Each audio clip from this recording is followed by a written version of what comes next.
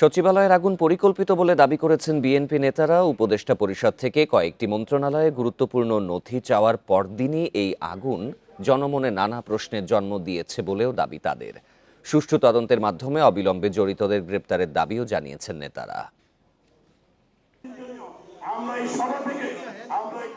রক্তাক্ত মতিহার ও রিজভী আহমেদ শীর্ষক এ আলোচনা সভার আয়োজন করে রাজশাহী বিশ্ববিদ্যালয়ের nationalist ex student association. Dhaka reporters ইউনিটিতে আলোচনা সভায় যোগ দেন বিশ্ববিদ্যালয়ের সাবেক ছাত্রদল নেতারা।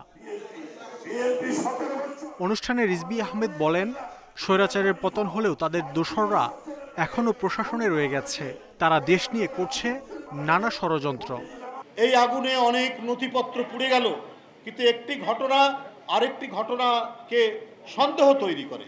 গতকালই আমরা সংবাদপত্রে দেখেছি সরকারের পক্ষ থেকে এই নথি চাওয়ার পরেই গতকাল গভীর রাতে এই আগুন, এটা জনমনে বিরাট প্রশ্ন দেখা দিয়েছে।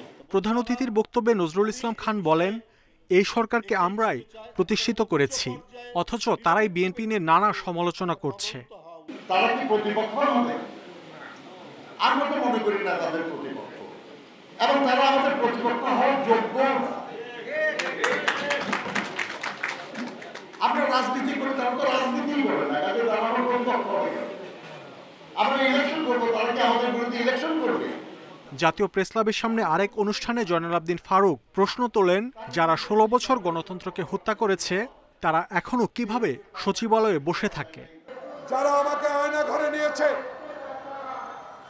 যারা আমার গণতন্ত্রকে গলা টিপে হত্যা করেছে, তাদের সহচরেরা বারবার বলার পরেও কেন সচিবালয়ের মতো গুরুত্বপূর্ণ জায়গা এখনো বহাল আছে? শেখ হাসিনা ও তাদের দোসরদের সীমাহীন দুর্নীতির শ্বেতপত্র প্রকাশের দাবিও জানান বিএনপি নেতারা। মাহমুদ শরীফ, ইন্ডিপেন্ডেন্ট নিউজ, ঢাকা।